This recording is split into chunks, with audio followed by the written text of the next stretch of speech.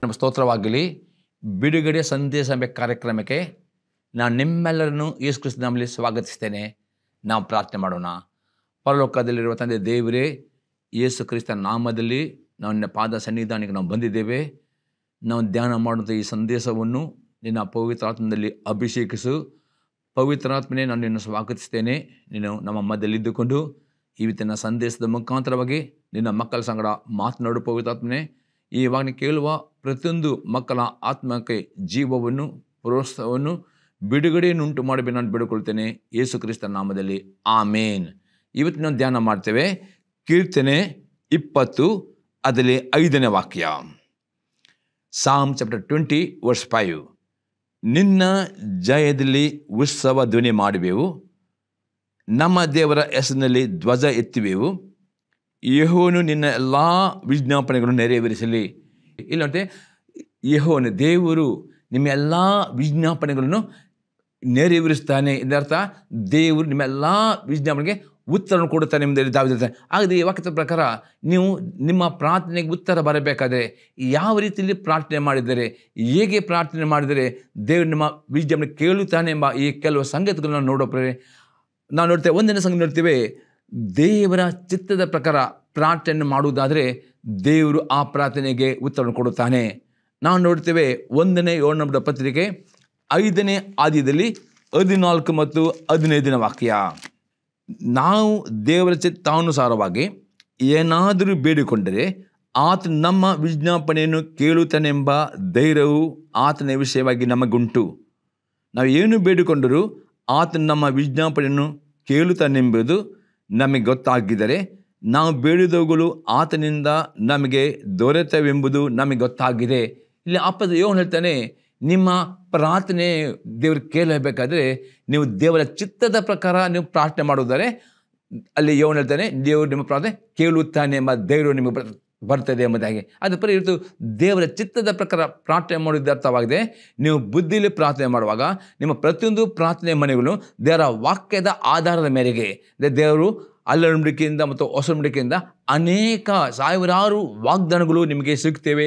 ನೀವು ಬೈಬಲ್ ಓದುವಾಗ ಪ್ರೇರೆ ನೀವು ದೇವರ ವಾಗ್ದಾನ ಓದಿಕೊಂಡು ಆ ನಿಮ್ಮ ಪ್ರಾರ್ಥನೆ ಮನವಿಗೆ ಸರಿಯಾದ ವಾಗ್ದಾನ ತೆಗೆದುಕೊಂಡು ಆ ದೇವರ ವಾಕ್ಯ ತೆಗೆದುಕೊಂಡು ನೀವು ಪ್ರಾರ್ಥನೆ ಮಾಡಿದ್ರೆ ಆ ಪ್ರಾರ್ಥನೆಯು ದೇವರ ಚಿತ್ತದ ಪ್ರಕಾರ ಪ್ರಾರ್ಥನೆ ಮಾಡೋದು. ಮತ್ತು ಆ ಪ್ರಾರ್ಥನೆ ನಿಮ್ಮ ಪ್ರಾರ್ಥನೆಗೆ ಯಾವುದೇ ಒಂದು ದೇವರ ವಾಕ್ಯ ಅದಕ್ಕೆ ಆಧಾರವಾಗುವುದಾದರೆ ಅಥವಾ ದೇವರ ವಾಗ್ದಾನ ಅದಕ್ಕೆ ಆಧಾರವಾದರೆ ಅಂಥ ಪ್ರಾರ್ಥನೆ ದೇವರು ಕೇಳುತ್ತಾನೆ ಮತ್ತು ನಿಮಗೆ ಆ ಧೈರ್ಯ ಕೊಡ್ತಾನೆ ಮತ್ತು ಅದು ಉತ್ತರ ಬರುತ್ತ ಪ್ರಾರ್ಥನೆ ದೇವರು ಆ ಪ್ರಾರ್ಥನೆ ಉತ್ತರ ಕೊಡುತ್ತಾನೆ ಎಂಬುದರಲ್ಲಿ ಅಪೊಸ್ತಲ ಯೋಹನ ಹೇಳ್ತಾನೆ. ಹಾಗಾದರೆ ಇವತ್ತು ಪ್ರೇರೆ ಅನೇಕರು ನೀವು ಪ್ರಾರ್ಥನೆ ಮಾಡ್ತಿದ್ದೀರಿ, ಅದು ನಿಮ್ಮ ಪ್ರಾರ್ಥನೆಯು ದೇವರ ಚಿತ್ತದ ಪ್ರಕಾರ ದೇವರ ವಾಕ್ಯಕ್ಕೆ ಆಧಾರವಾಗಿ ದೇವರ ವಾಗ್ದಾನಕ್ಕೆ ಆಧಾರವಾಗಿ ಇಲ್ಲದಿದ್ದರೆ ಆ ಪ್ರಾರ್ಥನೆಗೆ ಉತ್ತರ ಬರುವುದಿಲ್ಲ.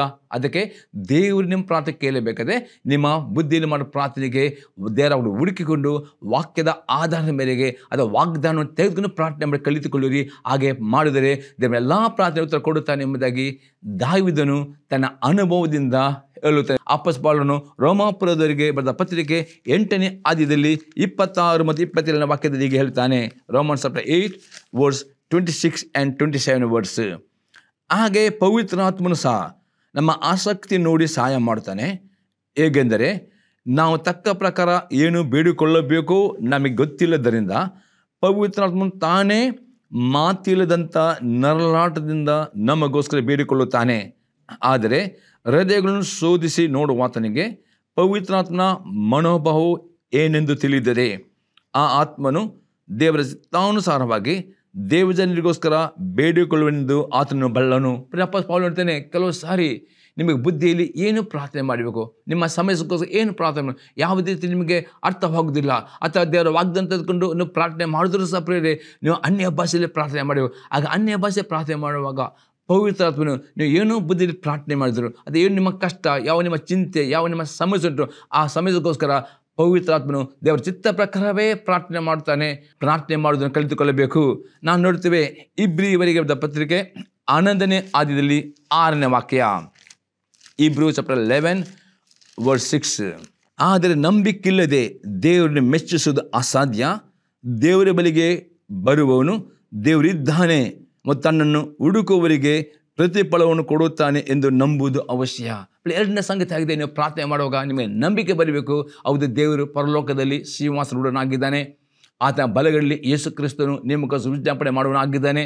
ಮತ್ತು ನೀವೆಲ್ಲ ಪ್ರಾರ್ಥನೆ ಬುದ್ಧಿಯಲ್ಲಿ ಮಾಡೋ ಪ್ರತಿಯೊಂದು ಪ್ರಾರ್ಥನೆಯು ತಂದೆ ದೇವರೇ ಯೇಸು ಕ್ರಿಸ್ತನ ಹೆಸರಿನಲ್ಲಿ ಪ್ರಾರ್ಥನೆ ಮಾಡಬೇಕು. ಹಾಗೆ ಯೇಸು ಕ್ರಿಸ್ತನಲ್ಲಿ ಪ್ರಾರ್ಥನೆ ಮಾಡುವಾಗ ಆ ಪ್ರಾರ್ಥನೆಯು ದೇವರು ಕೇಳುತ್ತಾನೆ, ಉತ್ತರ ಬರುವ ತನಕ ನಿಮ್ಮ ನಂಬಿಕೆಯನ್ನು ಬಿಡದೆ. ಯಾಕಂದರೆ ದೇವರು ನಿಮ್ಮ ಪ್ರಾರ್ಥನೆ ಉತ್ತರ ಕೊಡುತ್ತೆ. ಆ ನಂಬಿಕೆದ ಕಡೆ ತನಕ ಬೇಸರಗೊಳ್ಳದೆ ಉತ್ತರ ಬರೋ ತನಕ ದೇವರ ಪ್ರಾರ್ಥನೆ ಕೇಳುತ್ತಾನೆ, ಅದು ಉತ್ತರ ಕೊಟ್ಟೆ ಕೊಡುತ್ತೆ. ಆ ನಂಬಿಕೆಯಲ್ಲಿ ನೀವು ನಿರಂತರವಾಗಿ ಎಡೆಬಿಡದೆ ಬೇಸರಗೊಳ್ಳದೆ ಪ್ರಾರ್ಥನೆ ಮಾಡಿದರೆ ದೇವರು ಆ ನಂಬಿಕೆಯಿಂದ ಮಾಡಿದ ಪ್ರಾರ್ಥನೆ ಇದರ ಉತ್ತರ ಕೊಡುತ್ತಾನೆ. ಪ್ರಿಯರೇ, ಒಂದು ವೇಳೆ ನೀವು ಸ್ವಲ್ಪ ದಿವಸ ಪ್ರಾರ್ಥನೆ ಮಾಡಿ ಉತ್ತರ ಬರಲಿಲ್ಲ ಎಂಬುದಾಗಿ ಅಪನಂಬಿಕೆ ಮಾಡುವುದಾದರೆ ಪ್ರಾರ್ಥನೆ ಮಾಡಿ ಬಿಟ್ಟು ಬಿಟ್ಟರೆ ನಿಮಗೆ ಉತ್ತರ ಸಿಗುವುದಿಲ್ಲ. ನಾನು ಹೇಳ್ತೇನೆ, ಯೇಸು ಕ್ರಿಸ್ತನು ಲೂಕನ ಬರೆದ ಸುವಾರ್ತೆ 18ನೇ ಅಧ್ಯಾಯದಲ್ಲಿ 1-8ನೇ ವಾಕ್ಯದಲ್ಲಿ ಒಂದು ಸಾಮ್ಯ ಹೇಳಿದ್ದಾನೆ. ಹೇಗೆಂದರೆ, ಒಬ್ಬ ವಿಧವೆಯು ಅನ್ಯಾಯಗಾರನಾದ ನ್ಯಾಯಾಧಿಪತಿ ಹತ್ರ ನ್ಯಾಯ ಮಾಡಿಕೊಡಬೇಕೆಂಬುದು ಅವಳು ಕೇಳಿಕೊಳ್ಳುವಾಗ, ಆ ಅನ್ಯಾಯಗಾರನಾದ ನ್ಯಾಯಾಧಿಪತಿ ಅವನ ದೇವರಿಗೆ ಎದುರುನಲ್ಲ, ಮನುಷ್ಯರಿಗೆ ಭಯಪಡುವನಲ್ಲ. ಅದು ಈಕೆಯ ಕರಕರ ನಿಮಿತ್ತವಾಗಿ ಆ ವಿಧವೆಗೆ ನ್ಯಾಯ ಮಾಡಿ ಕೊಟ್ಟ ಎಂಬುದಾಗಿ ಯೇಸು ಕ್ರಿಸ್ತ ಹೇಳ್ತಾನೆ. ನಂತರ ಆತ ಯೇಸು ಕ್ರಿಸ್ತ ಹೇಳ್ತಾನೆ, ಹಾಗಾದರೆ ಹಗಲು ರಾತ್ರಿ ದೇವರಿಗೆ ಮೊರೆಯಿಡುವಾಗ ಒಂದು ವೇಳೆ ದೇವರು ತಡ ಮಾಡಿದರೂ ತನ್ನ ಮಕ್ಕಳ ನ್ಯಾಯವನ್ನು ತೀರಿಸ್ತಾನೆ ಎಂಬುದಾಗಿ ಯೇಸು ಕ್ರಿಸ್ತ. ಅದರ ಅರ್ಥ ಪ್ರೇರೆ, ಯೇಸು ಕ್ರಿಸ್ತ ಅಲ್ಲಿ ತನ್ನ ಶಿಷ್ಯರಿರ್ತಾನೆ, ಕೆಲವು ಪ್ರಾರ್ಥನೆ ಕೂಡಲೇ ಉತ್ತರ ಬರ್ತದೆ, ಕೆಲವು ಪ್ರಾರ್ಥನೆ ತಡವಾಗ್ತದೆ. ಅದೇ ಪ್ರಾರ್ಥನೆ ತಡವಾಯಿತು, ಉತ್ತರ ಬರಲಿಲ್ಲ ಎಂಬುದಾಗಿ ನೀವು ನಂಬಿಕೆಯನ್ನು ಬಿಟ್ಟು ಬಿಟ್ಟರೆ ನಿಮಗೆ ಉತ್ತರ ಬರೋದಿಲ್ಲ.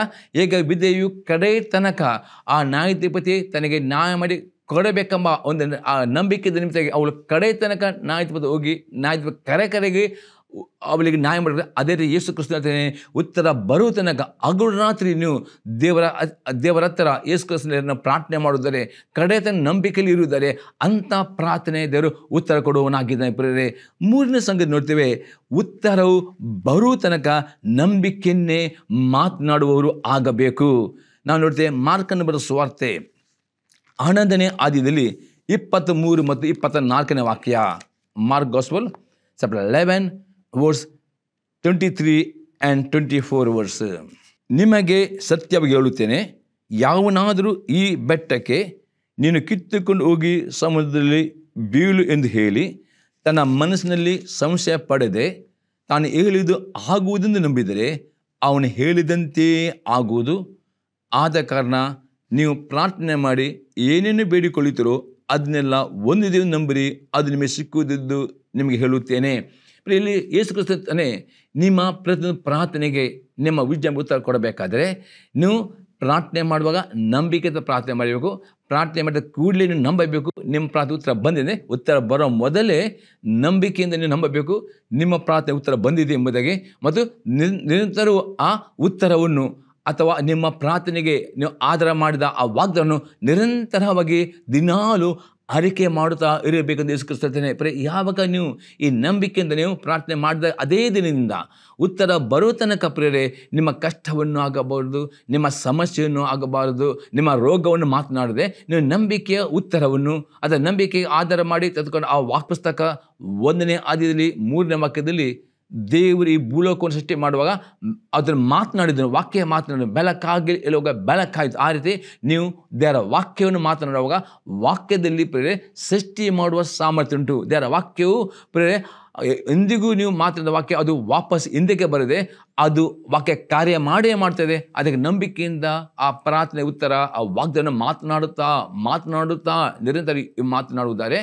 ನಿಮ್ಮ ಮಾತಿನ ಪ್ರಕಾರ ನೀವು ಅರಿಕೆ ಮಾಡಿದ ಪ್ರಕಾರ ಎಂಥ ಕಷ್ಟ ಇರ್ಬೋದು, ಎಂಥ ಸಮಸ್ಯೆ, ಎಂಥ ರೋಗದು ಅದು ತನ್ನ ತಾನೇ ಅದು ನಿಮ್ಮಿಂದ ಆ ಗುಡ್ಡವು ಅದಕ್ಕೆ ಹೋಗಿ ಸಮುದ್ರ ಬೀಳುತ್ತದೆ ಮತ್ತು ನಂಬಿದಂತೆ ನೀವು ಪ್ರಾರ್ಥನೆ ಮಾಡಿದಂತೆ ಉತ್ತರ ಬರ್ತದೆ ಎಂಬುದಾಗಿ ಯೇಸು ಕ್ರಿಸ್ತನು ಹೇಳ್ತಾನೆ. ಅದು ಅನೇಕರು ಪ್ರೇರೆ ಪ್ರಾರ್ಥನೆ ಮಾಡುವಾಗ ಅವರು ಏನು ಮಾಡ್ತಾರೆ ಅಂದರೆ, ಅವ್ರು ಕೆಲವು ದಿವಸ ಪ್ರಾರ್ಥನೆ ಮಾಡ್ತಾರೆ, ಸಮಸ್ಯೆ ಜಾಸ್ತಿ ಆಗ್ತದೆ, ಪ್ರಾಬ್ಲಮ್ ಜಾಸ್ತಿ ಆಗ್ತದೆ. ಆಗ ಅವರು ಉತ್ತರ ಅರಿಕೆ ಮಾಡೋ ಬದಲು ವಾಗ್ದಾನ ಅರಿಕೆ ಮಾಡೋ ಬದಲು ಅವರ ಸಮಸ್ಯೆನ ಅರಿಕೆ ಮಾಡ್ತಾರೆ, ಅವರ ಕಷ್ಟ ಅರಿಕೆ ಮಾಡ್ತಾರೆ, ಅದರ ರೋಗ ಅದಕ್ಕೋಸ್ಕರ ಅವರ ಪ್ರಾರ್ಥನೆ ಉತ್ತರ ಸಿಗುವುದಿಲ್ಲ. ಅದೇ ದೇವರಾತ್ಮತೇನೆ ನೀವು ಅನೇಕರು ಆ ರೀತಿ ಮಾಡಿದರೆ ಇವತ್ತು ದೇವರಾತ್ಮತೇನೆ ದಾವೀದನು ಹೇಳ್ತಾನೆ, ಯೆಹೋವನೆಲ್ಲ ವಿಜ್ಞಾಪನೆ ನೆರವೇರಿಸಲಿ. ಆಗ ದೇವರು ನಿಮ್ಮ ಎಲ್ಲ ವಿಜ್ಞಾಪನೆಗಳಿಗೆ ಉತ್ತರ ಕೊಡಬೇಕಾದ್ರೆ ನೀವು ಈ 3ನೇ ಪಾಯಿಂಟ್ ಪ್ರಕಾರ ಉತ್ತರ ಬರುವ ತನಕ ನಂಬಿಕೆಯೇ ಮಾತನಾಡುವ ಅಭ್ಯಾಸ ಮಾಡಬೇಕು. ಅದು ಇನ್ನೊಂದು ವಾಕ್ಯ ನೋಡ್ತೇವೆ, ಯಾಕೆ ಮಾತನಾಡಬೇಕು ಎಂಬುದಾಗಿ 2ನೇ ಕೊರಿಂಥದವರಿಗೆ ಪತ್ರಿಕೆ 4ನೇ ಅಧ್ಯಾಯದಲ್ಲಿ 13ನೇ ವಾಕ್ಯ.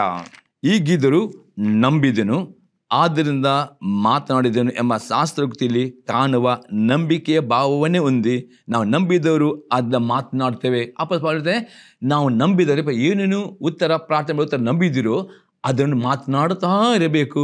ಅದನ್ನು ನಂಬಿಕೆ ಮಾತನಾಡಬೇಕು. ನಂಬಿಕೆ ಮಾತನಾಡಿದ್ರೆ ಮಾತ್ರ ನಿಮ್ಮ ಜೀವಿತದಲ್ಲಿ ಅದ್ಭುತಗಳು, ನಿಮ್ಮ ಜೀವಿತದಲ್ಲಿ ಬಿಡುಗಡೆಯು ನಿಮ್ಮ ಪ್ರಾರ್ಥನೆ ಬರ್ತದೆ. ಒಂದರಲ್ಲಿ ಅಪನಂಬಿಕೆ ಮಾತನಾಡಿದರೆ ಆ ಅಪನಂಬಿಕೆ ಪ್ರೇರೆ ನಿಮ್ಮ ಪ್ರಾರ್ಥುತ್ತರವನ್ನು ಅದು ತಡೆಗೋಡೆಯಾಗಿ ಅದು ತಡೆ ಮಾಡ್ತದೆ. ಅದಕ್ಕೆ ಪ್ರೇರೆ ಎಂದಿಗೂ ನಿಮ್ಮ ಬಾಯಲ್ಲಿ ನಕಾರಾತ್ಮಕ ಮಾತುಗಳು, ಅಪನಂಬಿಕೆ ಮಾತುಗಳು ಮಾತನಾಡದೆ ನಂಬಿಕೆಯಲ್ಲಿ ಮಾತಾಡಲಿಕ್ಕೆ ಅಭ್ಯಾಸ ಮಾಡಿಕೊಳ್ಳಬೇಕೆಂಬುದೇ ಇನ್ನೊಂದು ವಾಕ್ಯ ನೋಡುತ್ತೆ. ಇಬ್ರಿಯವರಿಗೆ ಪತ್ರಿಕೆ 10ನೇ ಆದಿಯಲ್ಲಿ 23ನೇ ವಾಕ್ಯ. ನಮ್ಮ ನಿರೀಕ್ಷೆಯನ್ನು ಕುರಿತು ನಾವು ಮಾಡಿದ ಪ್ರತಿಜ್ಞೆಯನ್ನು ನಿಶ್ಚಂಚಲವಾಗಿ ಪರಿಗಣಿಸೋಣ, ವಾಗ್ದಾನ ಮಾಡಿದ ನಂಬಿಗಸ್ತನು. ಇಲ್ಲಿ ಪುನಃ ಪಾಲಿದೆ, ನೀವು ಪ್ರಾರ್ಥನೆ ಮಾಡಿ ಏನು ನಿರೀಕ್ಷಿಸಿದರೂ ನೀವು ಆ ಪ್ರಾರ್ಥನೆ ಅರಿಕೆ ಮಾಡಿದ ವಾಗ್ದಾನವನ್ನು ನೀವು ಮಾಡಿದಾತ ನಮ್ಮಿಂದ ದೇವರು ಏನು ವಾಗ್ದಾನ ಕೊಟ್ಟಿದ್ದಾನು ಪ್ರೇರೆ, ವಾಗ್ದಾನಕ್ಕೆ ನೀವು ಪ್ರಾರ್ಥನೆ ಮಾಡಿದರೆ ಆ ವಾಗ್ದಾನವು ನೆರವೇರಿಸಿದವರು ಸಕ್ತನು. ಅದಕ್ಕೆ ನೀವು ನಂಬಿಕಸ್ತ. ಅದಕ್ಕೆ ನೀವು ಪ್ರತಿ ಸಲ ವಾಗ್ದಾನ ಬಂದ ಅರಿಕೆ ಮಾಡ್ತಿರುವಾಗ ಆ ಆಜ್ಞೆನೇ ದೇವರು ಕಾರ್ಯ ಮಾಡ್ತಾನೆ ಎಂಬುದಾಗಿ ಅಪ್ಪಸ್ಪಾಲ ಹೇಳುತ್ತಾನೆ. ಅದಕ್ಕೆ ದೇವರು ನಿಮ್ಮ ಪ್ರಾರ್ಥನೆ ಕೇಳಬೇಕಿದೆ. 3ನೇ ಸಂಗತಿಯಾಗಿದೆ, ಉತ್ತರ ಬರೋ ತನಕ ನಂಬಿಕೆಯನ್ನು ಮಾತನಾಡುವ ಅಭ್ಯಾಸ ಮಾಡಿಕೊಳ್ಳಬೇಕು ಪ್ರೇರೆ. 4ನೇ ಸಂಗತಿ ನೋಡ್ತೇವೆ, ಎಲ್ಲ ಸನ್ನಿವೇಶಗಳಲ್ಲಿಯೂ ನಂಬಿಕೆಯಲ್ಲಿ ದೇವರಿಗೆ ಕರ್ತನ ಸ್ತುತಿಯನ್ನು ಸಲ್ಲಿಸುವವರು ಆಗಬೇಕು. ನಾವು ನೋಡ್ತೇವೆ ರೋಮಾಪುರದವರಿಗೆ ಪತ್ರಿಕೆ 4ನೇ ಆದ್ಯದಲ್ಲಿ 19ರಿಂದ 21ನೇ ವಾಕ್ಯ ತನಕ. Romans 4:19 to 21 words. ಅವನು ಹೆಚ್ಚು ಕಡಿಮೆ 100 ವರ್ಷದವನಾಗಿದ್ದು ತನ್ನ ದೇಹವು ಆಗಲೇ ಮೃತಪ್ರಾಯವಾಯಿತೆಂದು ಸಾರ್ಲಿಗೆ ಗರ್ಭಕಾಲ ಕಳೆದು ಹೋಯಿತೆಂದು ಯೋಚಿಸಿದಾಗ್ಯೂ ಅವನ ನಂಬಿಕೆಯು ಕುಂದಲಿಲ್ಲ. ದೇವರು ಮಾಡಿದ ವಾಗ್ದಾನದ ವಿಷಯದಲ್ಲಿ ಅವನು ಅಪನಂಬಿಕೆಯಿಂದ ಚಂಚಲಚಿತ್ತನಾಗಲಿಲ್ಲ. ದೇವರನ್ನ ಘನಪಡಿಸುವನಾಗಿ ಆತನು ತನ್ನ ವಾಗ್ದಾನವನ್ನು ನೆರವೇರಿಸೋದಕ್ಕೆ ಸಮರ್ಥನೆಂದು ಪೂರ ಭರವಸೆಟ್ಟು ದೃಢ ನಂಬಿಕೆ ಉಳ್ಳವನಾದನು. ಆದ್ದರಿಂದ ಆ ನಂಬಿಕೆ ಅವನ ಲೆಕ್ಕಕ್ಕೆ ನೀತಿ ಎನಿಸಲ್ಪಟ್ಟಿತು. ನೋಡ್ತೇವೆ ಇಲ್ಲಿ ಅಬ್ರಹಾಮನಿಗೆ ದೇವರು ವಾಗ್ದಾನ ಮಾಡಿದನು, ನಾನು ನಿನಗೆ ಅನೇಕ ಜನಾಂಗಗಳನ್ನು ಕೊಡುತ್ತೇನೆ ಎಂಬುದಾಗಿ ದೇವರು ವಾಗ್ದಾನ ಮಾಡಿದನು. ದೇವರು ಅಬ್ರಹಾಮನಿಗೆ ವಾಗ್ದಾನ ಮಾಡಿದನು, ನಾನು ನಿನಗೆ ಒಂದು ಗಂಡು ಮಗನ ಕೊಡುತ್ತೇನೆ ಎಂದು ವಾಗ್ದಾನ ಮಾಡಿದನು. ಈ ವಾಗ್ದಾನ ಒಂದಿನ ನಂತರ 25 ವರ್ಷಗಳು ಕಳೆಯಿತು. ಆ ಗಂಡು ಮಗನ ಹೊಂದಿಕೊಳ್ಳೋದಕ್ಕೆ 25 ವರ್ಷ ಅನೇಕ ಸಮಸ್ಯೆಗಳು ಬಂತು ಅದೇ ಅಬ್ರಹಾಮನು ದೇವರ ವಾಗ್ದಾನ ಬಗ್ಗೆ ಅಪನಂಬಿಕೆ ಮಾಡಲಿಲ್ಲ, ಚಂಚಲನಾಗಲಿಲ್ಲ, ಸಮಸ್ಯೆ ನೋಡಲಿಲ್ಲ, ಪ್ರಾಯಣಿಲ್ಲ. ಆ 25 ವರ್ಷ ಹೊತ್ತನು ನಿರಂತರವಾಗಿ ವಾಗ್ದಾನ ನಂಬಿಕೊಂಡು ವಾಗ್ದಾನ ಬಾಯಿಂದ ಅರಿಕೆ ಮಾಡಿದಷ್ಟೆಲ್ಲ ಆ ವಾಗ್ದಾನ ನೆರವೇರಿಸ್ತಾನೆ ಎಂಬುದಾಗಿ ದೇವರಿಗೆ ಕರ್ತನ ಸ್ತುತಿ ಮಾಡಿದನು, ದೇವರು ಸ್ತುತಿಸಿದನು, ದೇವರು ಘನಪಡಿಸಿದನು. ಆ ನಂಬಿಕೆ ಕುಂದಿ ಹೋಗಲಿಲ್ಲ, ಅಪ್ಪನೆ ಆ ನಂಬಿಕೆಯು ಅಲ್ಲಿ ಕಾರ್ಯವಾಯಿತು.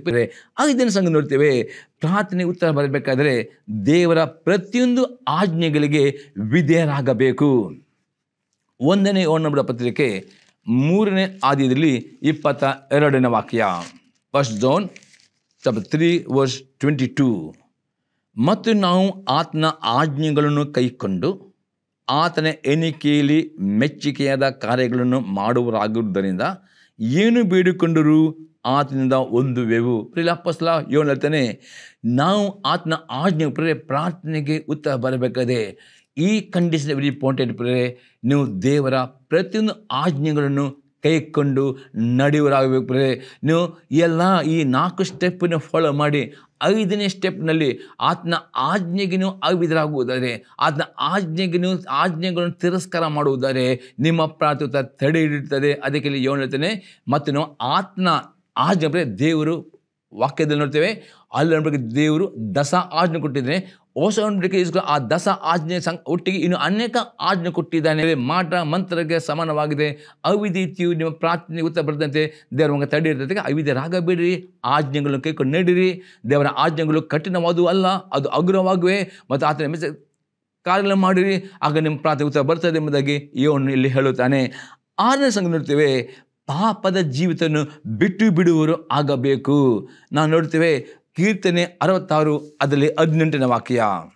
ನಾನು ಕೆಟ್ಟತನದ ಮೇಲೆ ಮನಸ್ಸಿಟ್ಟಿದ್ದರೆ ಸ್ವಾಮಿಯು ನನ್ನ ವಿಜ್ಞಾಪನೆ ಕೇಳುತ್ತಿದ್ದಿಲ್ಲ. ಇಲ್ಲಿ ದಾವಿದತನೇ, ನಾನು ಕೆಟ್ಟತನ ಮೇಲೆ ಮನಸ್ಸಿಟ್ಟಿದ್ದರೆ ಸ್ವಾಮಿ ನನ್ನ ವಿಜ್ಞಾಪನೆ ಕೇಳುತ್ತೆ. ಅದರ್ಥ ನೀವು ನಿಮ್ಮ ಕೆಟ್ಟತನ, ನಿಮ್ಮ ಕೆಟ್ಟ ನಡತೆಯನ್ನು ಬಿಟ್ಟು ಬಿಡದಿದ್ದರೆ ಸಹ ನಿಮ್ಮ ನೀವು ಪ್ರಾರ್ಥನೆ ಮಾಡುವಾಗ ದೇವರ ಆಜ್ಞೆಗಳು ವಿಧಾನಗಳು ಮಾತ್ರವಲ್ಲ, ಕೆಲವೊಂದು ಸ್ವಭಾವಗಳು, ಪೂರ್ವ ಸ್ವಭಾವಗಳು ಪ್ರೇರೆ, ಆ ಪೂರ್ವ ಸ್ವಭಾವಗಳು ನೀವು ತೆಗೆದು ಹಾಕದಿದ್ದರೂ ಸಹ ನಿಮ್ಮ ಪ್ರಾರ್ಥನೆ ಅದಕ್ಕೆ ಪ್ರೇರೆ ಅಪ್ಪಸ್ತಲ ಪೌಲನು ಹೇಳ್ತಾನೆ, ಇಲ್ಲಿ ದಾವೀದ ಹೇಳ್ತಾನೆ, ನೀವು ಪ್ರಾರ್ಥನೆ ಮಾಡುವಾಗ ಪ್ರೇರೆ ಆಜ್ಞೆಗಳು ಕೈಗೊಂಡು ನೀಡಿ. ಅಷ್ಟೇ ಅಲ್ಲದೆ ದೇವರಿಗೆ ಮೆಚ್ಚಕ್ಕೆ ಆಗದೇ ಇರುವ ಕೆಲವು ಪೂರ್ವ ಸ್ವಭಾವಗಳನ್ನು, ಆ ಕೆಟ್ಟನ್ನು ಬಿಟ್ಟರೆ ದೇವನ ಪ್ರಾರ್ಥನೆ ಕೇಳ್ತಾನೆ. ಅದು ನಿಮ್ಮ ಕೆಟ್ಟನ್ನು ಬಿಟ್ಟು ಬಿಡಲು ಆ ಪಾಪ ಸಹ ನಿಮ್ಮ ಪ್ರವೃತ್ತಿ ತಡೆ ಇರ್ತದೆ ಎಂಬುದರಲ್ಲಿ ದಾವೀದನು ಹೇಳ್ತಾನೆ. ದಾನಿಯೇಲನ ಪುಸ್ತಕ ನೋಡ್ತೇವೆ ಪ್ರೇರೆ 28ನೇ ಅಧ್ಯಾಯದಲ್ಲಿ 13ನೇ ವಾಕ್ಯ, ಪ್ರೋಬ್ ಚಾಪ್ಟರ್ 28:13, ದೋಷಗಳನ್ನು ಮುಚ್ಚಿಕೊಳ್ಳುವವನಿಗೆ ಶುಭವಾಗದು, ಅವುಗಳನ್ನು ಒಪ್ಪಿಕೊಂಡು ಬಿಟ್ಟು ಬಿಡುವವನಿಗೆ ಕರುಣೆ ದೊರೆಯುವುದು. ಇಲ್ಲಿ ಸೊಲೊಮೋನ ಹೇಳ್ತಾನೆ, ನೀವು ಪಾಪಗಳನ್ನು ಮುಚ್ಚಿಬಿಟ್ಟಿದ್ದಾರೆ. ನಿಮ್ಗೆ ಗೊತ್ತಿದ್ದು ಪಾಪ, ಇದು ಕೆಟ್ಟ ನಡತೆ, ಕೆಟ್ಟ ಸ್ವಭಾವ, ಕೆಟ್ಟ ಚಟ ಪ್ರೇರೆ. ಅನೇಕರು ಪ್ರೇರೆ ಕೆಲವು ದುಷ್ಟ ಚಟದಲ್ಲಿ ಇರ್ತೀರಿ ಪ್ರೇರೆ. ಆ ಕೆಲವು ಕೆಟ್ಟ ಚಟಗಳು, ದುಷ್ಟ ಚಟಗಳು ಪ್ರೇರೆ, ಸಿಗರೇಟ್ ಸೇದುವುದು ಅಥವಾ ಆಲ್ಕೋಹಾಲ್ ಪ್ರೇರೆ, ಇದೆಲ್ಲ ಕೆಟ್ಟ ಚಟಗಳು ನೀವು ಬಿಟ್ಟು ಬಿಟ್ಟಿದ್ದರೆ ಸಹ ನಿಮ್ಮ ಪ್ರಾರ್ಥನೆ ಅಡ್ಡಿ ಬರ್ತದೆ. ಅದಕ್ಕೆ ಸೊಲೊಮೋನ ಹೇಳ್ತಾನೆ, ದೋಷಗಳನ್ನು ಮುಚ್ಚಿಕೊಳ್ಳುವವನಿಗೆ ಶುಭವಾಗುವುದಿಲ್ಲ. ಎಷ್ಟು ತನಕ ನೀವು ಪ್ರಾರ್ಥನೆ ಮಾಡ್ತೀರಿ, ಆ ನಿಮ್ಮ ದೋಷ ಮುಚ್ಚಿಕೊಳ್ಳುತ್ತೀರಿ, ನಿಮಗೆ ಶುಭ ಬರುವುದಿಲ್ಲ. ಅದೇ ಪಾಪಗಳು ಒಪ್ಪಿಕೊಂಡು ಅದು ಬಿಟ್ಟು ಬಿಡುತ್ತೀರು, ಕೆಟ್ಟ ನಡತೆ, ಕೆಟ್ಟ ಸ್ವಭಾವ, ಕೆಟ್ಟ ಬಿಟ್ಟು ಬಿಡು, ಆವಾಗ ನಿಮ್ಮ ಪ್ರಾರ್ಥನೆ ಕೈಲಿ ನಿಮ್ಮ ಕರುಣೆ ತೋರಿಸ್ತಾರೆ ಎಂಬುದರಲ್ಲಿ ಸೊಲೊಮೋನನ ದಾನಿಯೇಲನ ಪುಸ್ತಕ 28:13 ವಾಕ್ಯದಲ್ಲಿ ಹೇಳ್ತಾರೆ. ಏನೇನು ಸಂಗ ನೋಡ್ತೇವೆ, ನಿಮ್ಮ ಪ್ರಾರ್ಥನೆ ಬರಬೇಕಾದ್ರೆ ಹೃದಯಪೂರ್ವಕವಾಗಿ, ಮನಪೂರ್ವಕವಾಗಿ ನಿಮ್ಮ ವೈರಿಗಳನ್ನು ಶ್ರಮಿಸುವವರಾಗಬೇಕು. ಮಾರ್ಕನ ಬರೆದ ಸುವಾರ್ತೆ 11ನೇ ಅಧ್ಯಾಯದಲ್ಲಿ 25ನೇ ವಾಕ್ಯ, ಮಾರ್ಕ್ ಗಾಸ್ಪಲ್ ಚಾಪ್ಟರ್ 11:25.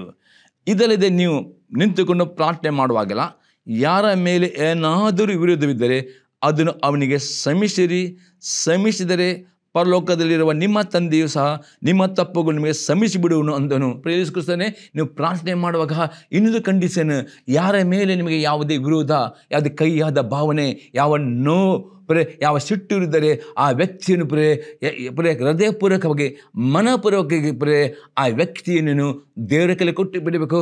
ಅವ್ರನ್ನ ಮನಪೂರ್ವಕ ಶ್ರಮಿಸುವಬೇಕು, ಅವ್ರ ದುಃಖವನ್ನು ಮರೆತೇ ಬಿಡಬೇಕು. ಈ ರೀತಿ ಪ್ರೇರೆ ಯಾರ ಬಗ್ಗೆಯೂ ಪ್ರೇರೆ ಕೈಯಾದ ಭಾವನೆ, ಯಾವುದೇ ನೋವು ಇಟ್ಟುಕೊಂಡರೆ ನಿಮ್ಮ ಪ್ರಾರ್ಥನೆ ತಡೆ ಹಿಡಿಯುತ್ತದೆ. ಅದಕ್ಕೆ ಯೇಸು ಕ್ರಿಸ್ತನೇ, ನೀವು ಪ್ರಾರ್ಥನೆ ಮಾಡುವಾಗ ಯಾರು ಏನು ವಿರುದ್ಧಿದ್ದರೂ ಅವರಿಗೆ ಶ್ರಮಿಸಿದರೆ ದೇವರು ನಿಮ್ಮ ಪಾಪವನ್ನು ಶ್ರಮಿಸ್ತಾನೆ ಮತ್ತು ನಿಮ್ಮ ಪ್ರಾರ್ಥನೆ ಬರುತ್ತದೆ.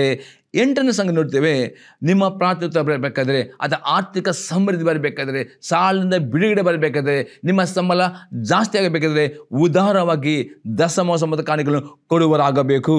ಮಲಕಿ ಪುಸ್ತಕ 3ನೇ ಅಧ್ಯಾಯದಲ್ಲಿ 8ರಿಂದ 12ನೇ ವಾಕ್ಯ ತನಕ, ಮಲಕಿ ಚಾಪ್ಟರ್ 3:8-12.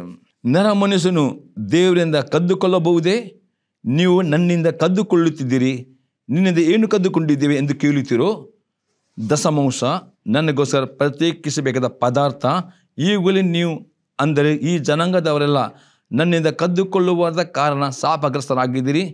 ನನ್ನ ಆಲಯವು ಆನಶೂನ್ಯವಾಗದಂತೆ ನೀವು ದಶಮಾಂಶ ಯಾವತ್ತನ್ನು ಭಂಡಾರಕ್ಕೆ ತೆಗೆದುಕೊಂಡು ಬನ್ನಿರಿ.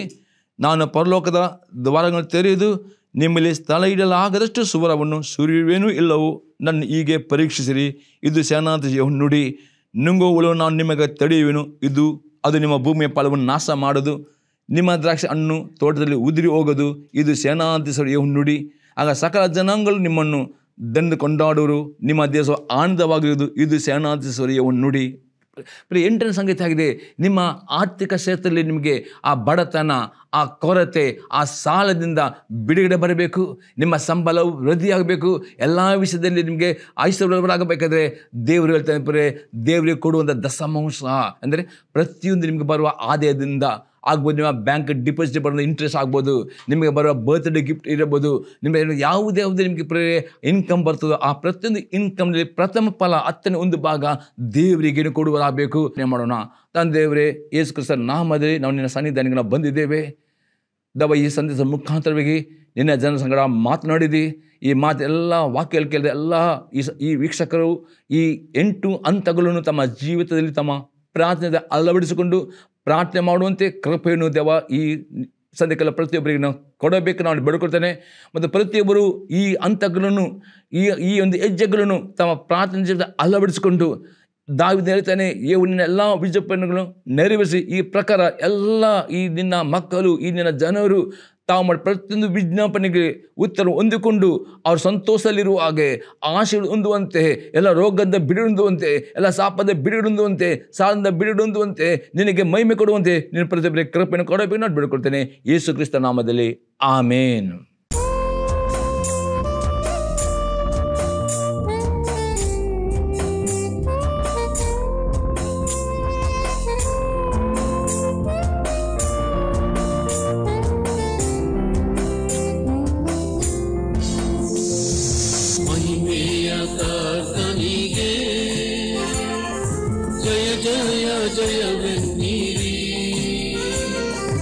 ಜಯ ವೀರ ದೇವನಿಗೆ ನಿತ್ಯ